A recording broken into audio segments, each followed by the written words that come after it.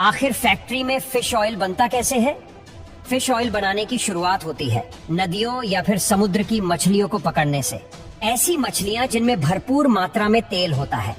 Fish oil बनाने के लिए सबसे पहले मछुआरों से इन मछलियों को खरीदते हैं, जिन्हें बड़े बड़े ट्रक्स के जरिए फैक्ट्री में लाया जाता है।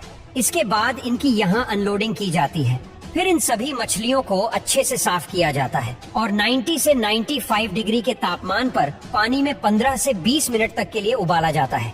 अब थोड़ी सॉफ्ट हो चुकी सभी मछलियों को स्क्रू की तरह घूमने वाली स्क्रू प्रेस नाम की एक मशीन में डाला जाता है। यह मशीन मछलियों को अच्छे से प्रेस करने का काम करती है। प्रेस होने की वजह से होता यह है कि मछलियों में मौजूद पानी अलग हो जाता है और जो बचा हुआ हिस्सा होता है उसे एक अलग सेक्शन में निकाल लिया जाता है, जिसे एक तरह का केक कहा जाता है। इसे कन्वेयर की मदद से और ज्यादा सुखाने के लिए फैक्ट्री के ड्राई आउट सेक्शन में भेज दिया जाता है। यहाँ करीब 75 डिग्री पर इसे और सुखाया जाता है। अब इस प्रोसेस के बाद जो ड्राई फिश का चूरा होता है उसे एक ग्राइंडर में भेजा जाता है, जो उसे जरूरत के हिसाब से फाइनली ग्राइंड कर लेता है।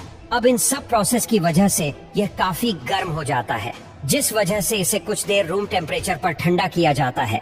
अब ठंडा हो जाने के बाद इसे सेग्रीगेशन सेक्शन में भेजा जाता है, जहां जरूरी और गैर जरूरी पार्टिकल्स को अलग कर लिया जाता है। इस दौरान जरूरी पार्टिकल्स की क्वालिटी को भी अच्छे से चेक किया जाता है। क्वालिटी चेक करने का जिम्मा फैक्ट्री के सबसे अनुभवी और जिम्मेदार लोगों पर होता है। छोटी मोटी कमियों को बहुत सीरियसली लिया जाता है और प्रोडक्शन के दौरान ही सभी कमियों को तुरंत दुरुस्त कर लिया जाता है। अब बारी आती है उस लिक्विड की, जिसे शुरुआत में प्रेसिंग मशीन से अलग किया जाता था। उस लिक्विड को सबसे पहले फिल्टर किया जाता है, जिससे जो सॉलिड पार्टिकल्स उसमें बचे होते हैं वो भी अलग हो जाए। इसके बाद इस फिल्टर लिक्विड को पहले एक गर्म टैंक में और फिर एक सेंट्रीफ्यूज टैंक में भेज दिया जाता है, जहां इस लिक्विड में से प्रोटीन, वाटर और ऑयल को अलग करने का काम होता है।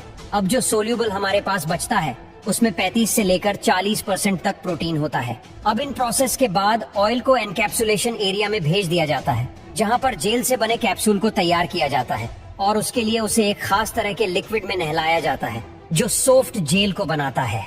अब पहले तो सॉफ्ट जेल बहुत ज्यादा ढीली होती है, लेकिन जब इसमें लगा ऑयल धीरे धीरे रिमूव होता है तो वो हार्ड होता चला जाता है और फिर इन कैप्सूल्स को उठाकर बाद में एक अच्छे खासे वक्त के लिए सूखने के लिए छोड़ दिया जाता है।